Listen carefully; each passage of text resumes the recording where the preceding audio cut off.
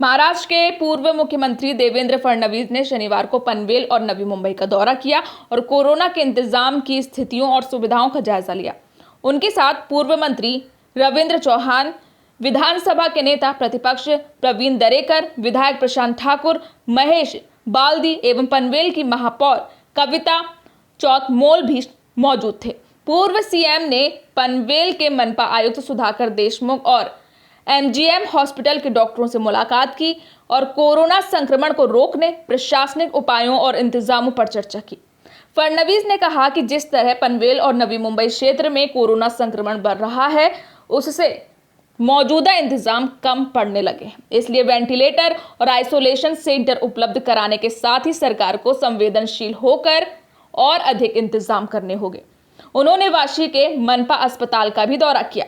पनवेल के बाद नवी मुंबई मनपा मुख्यालय का दौरा करने निकले पूर्व मुख्यमंत्री ने नवी मुंबई मनपा आयुक्त से मुलाकात की और कोरोना उपचार इंतजामों पर विस्तृत चर्चा की। इस दौरान विधायक गणेश नायक, मंदा म्हात्रे, महापौर जयवंत सुतार, जिला अध्यक्ष रामचंद धरत समेत तमाम पदाधिकारी उपस्थित थे। मीडिया से रूबरू होते हुए देवेंद्र फडणवीस ने कहा कि नवी मुंबई में एपीएमसी में सबसे अधिक कोरोना संक्रमण बढ़ने का खतरा है, इसलिए यहां थर्मल टेस्टिंग और रैंडम टेस्टिंग बढ़ाने की जरूरत है।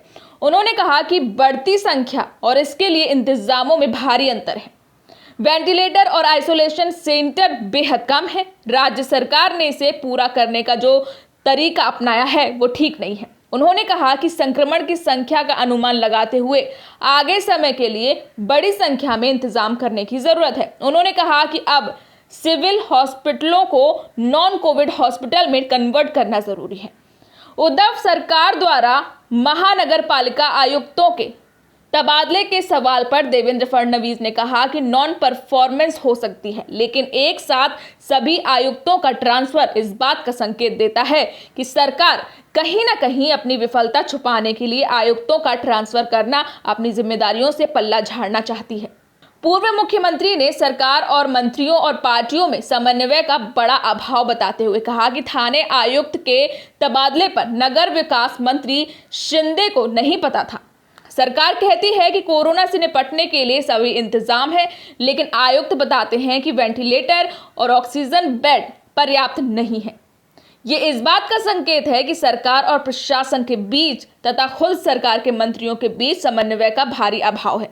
उन्होंने कहा कि सीएम के साथ सभी दलों को साथ खड़े रहना चाहिए, लेकिन महाअघाड़ी के नेता जो कहते हैं उनके कर्तृत्व में नहीं दिखता है। सच्चाई ये है कि सरकार जो निर्णय ले रही है और जो काम कर रही है उसमें सरकार की प्राथमिकता क्या है ये समझ नहीं आता है।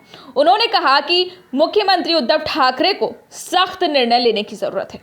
मला असं वाटतं की आता गाड्या ही प्रायोरिटी होऊ शकत नाही। गाड्यांची प्रायोरिटी ही थांबू शकते। ती आता असं तर नाही की मंत्र्यांजवळ गाड्याच नाही आहेत, त्यामुळे समजा त्यांच्या गाड्यांमध्ये काही प्रॉब्लेम असतील तर काही दिवस स्वतःची गाड्या ते वापरू शकतात आणि एकदा सगळं स्थिरस्थावर झाल्यानंतर नवीन गाड्या घेतल्या जाऊ शकतात।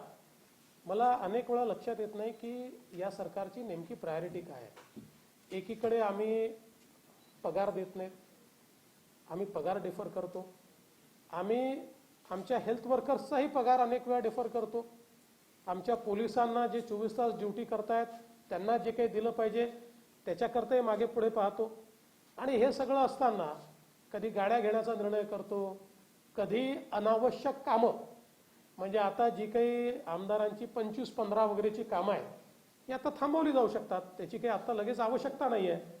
अशा सगळ्या कामांना मात्र आम्ही प्राधान्य देतो। तर सरकारचं नेमकं प्राधान्य कशाला आहे हा देखील प्रश्न या ठिकाणी आहे। मला वाटतं अशा परिस्थितीमध्ये मुख्यमंत्री आणि उपमुख्यमंत्री जे अर्थमंत्री आहेत यांनी कडक धोरण स्वीकारलं पाहिजे।